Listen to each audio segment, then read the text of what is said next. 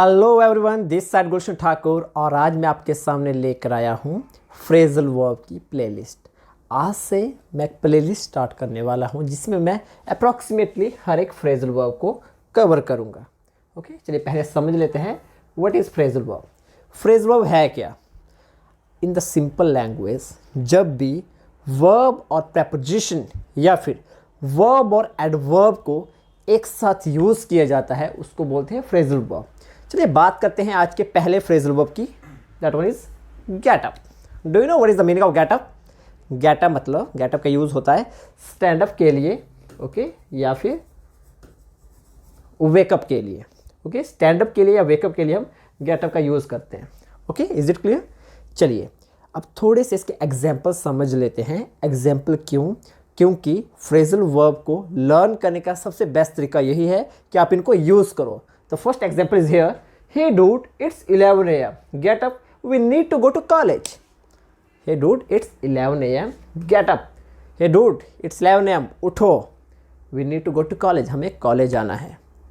Okay. The second sentence will be here. Get up and do the work with your sister. Get up, do the work with your sister. कि उठो और अपनी बहन के साथ काम करो. आप बैठे क्यों हो? Third sentence is what are you doing here?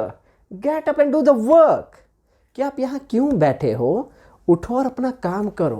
Complete your task. Okay, ये कुछ एग्जाम्पल्स थे गेट अप फ्रेजल वर्ब के। किसी भी वर्ड को लर्न करने का एक ही तरीका है। There is only one way. You need to practise that verb, that word again and again. Okay, बार बार उसको यूज करो in your daily life, in your daily sentences. Okay, it's for phrasal verb, for preposition, for verb, for vocabulary, for everything. There's only one rule, that is it's all about practice. Second phrasal verb is here, get out. चलिए बात करते हैं get out की। What is the meaning of get out? बाहर निकलना। आपने पढ़ा भी होगा, पढ़ा नहीं सुना होगा शायद स्कूल में। Get out of my class. You get out of my class, कि तुम मेरी क्लास से बाहर निकलो। ओके, गेट आउट का यूज़ होता है बाहर निकलने के लिए।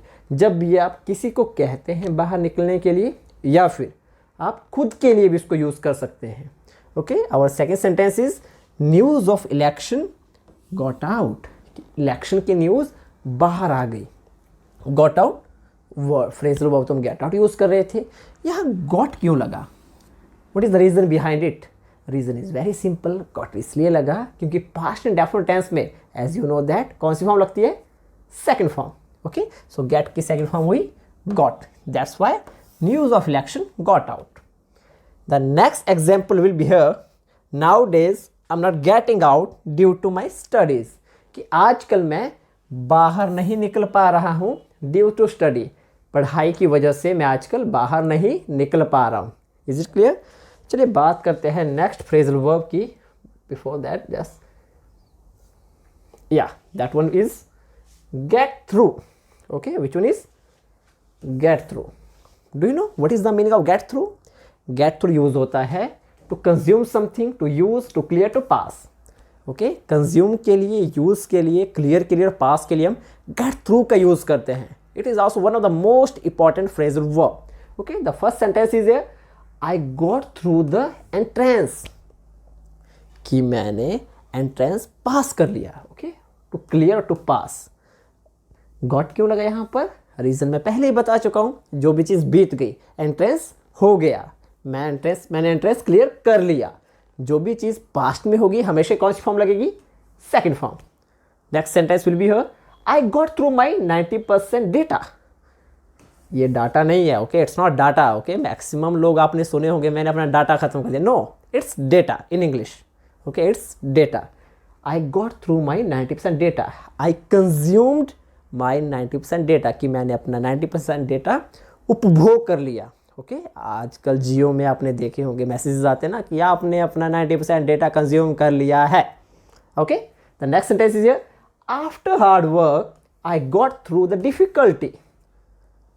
After hard work I got through, कि हार्ड वर्क करने के बाद मैंने अपने मुश्किल जो टाइम था उसको पास कर लिया, उसको पास कर लिया। ओके, चलिए बात करते हैं नेक्स्ट फ्रेजल वर्ब की। That one is get over. Get over कहाँ यूज होता है? To recover from the bad experience. जब भी कोई बुरा अनुभव जैसे बीमारी या फिर किसी बुरे टाइम से जब आप निकलते हैं, उस फेज के लिए गेट ओवर यूज़ किया जाता है। ओके, चलिए सेंटेंस से थोड़ा सा समझने की कोशिश करते हैं। The first sentence is do not worry, hill get over with the time. Don't worry, hill get over with the time. चिंता मत करो, वो टाइम के साथ रिकवर हो जाएगा या वो टाइम के साथ उभर जाएगा। जैसे ही मान लो कोई बीमार था या फिर किसी के साथ कुछ मिस हैपनिंग हो गई, तो थोड़े से परेशान रहते हैं लोग, ठीक है, घर वाले परेशान लगते हैं। फिर लोग क्या कहते हैं, don't worry, hill get over with the time, कि ये टाइम के साथ ठीक हो जाएगा, या टाइम के साथ ये चीज़ें उभर जाएंगी। The next sentence is today I got over from the fever. Today I got over from the fever, got क्यों, reason you know. Okay, today I got over from the fever, मतलब कि आज मैं फीवर से ठीक हो गया। Okay, आज मैं फीवर के जो बैड एक्सपीरियंस था ना, उससे रिकवर हो गया। ओके, इज इट क्लियर, समझ आ रहा है। The next one will be here get in. Okay, what is it, get in, get in, what is the meaning of get in? come inside the vehicle, किसी vehicle में, किसी वाहन में आने के लिए, या फिर जब आप स्टेप के थ्रू कहीं अंदर जाते हैं, वहां के लिए get in यूज होता है। ओके, इज इट क्लियर, या दैट वन।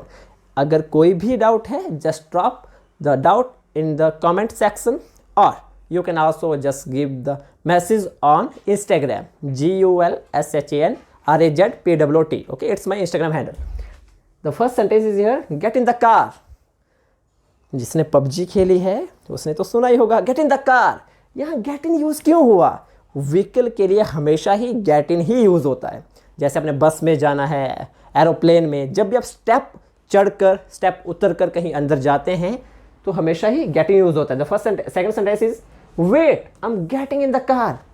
वेट, गाड़ी मत चलाओ भाई, wait, I am getting in the car, मैं कार में एंटर कर रहा हूँ।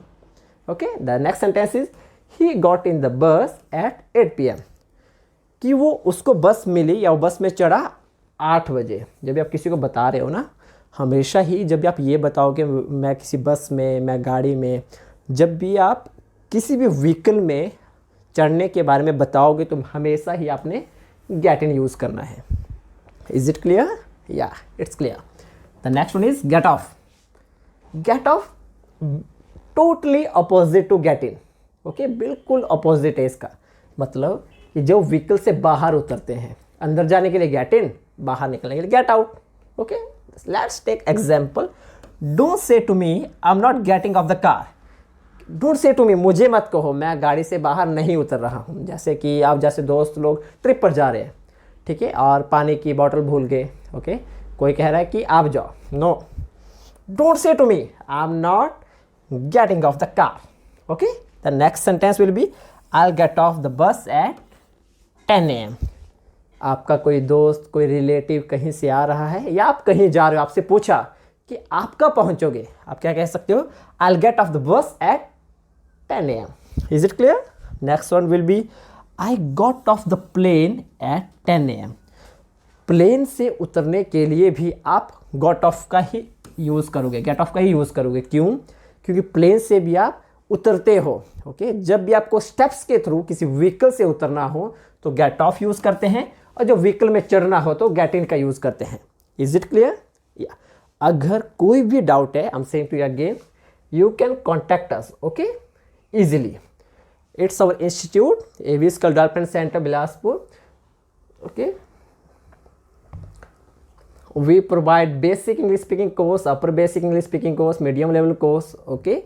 Online classes and offline classes both are available, but offline classes are available only in the district Bilaspur, Himachal. This is our contact number. ये मेरा WhatsApp number भी है, आप WhatsApp पर भी कांटेक्ट मुझसे इजीली कर सकते हो। ठीक है, अगर कोई भी डाउट है, कोई भी प्रॉब्लम है इंग्लिश से related, just drop the message on this number 9736208302. Okay, and it's my Instagram and Twitter. You can ask anything, any doubt, anytime. Within one day, within 24 hours, you will definitely get the reply from my side. Thank you. Thanks a lot. Have a great time, guys.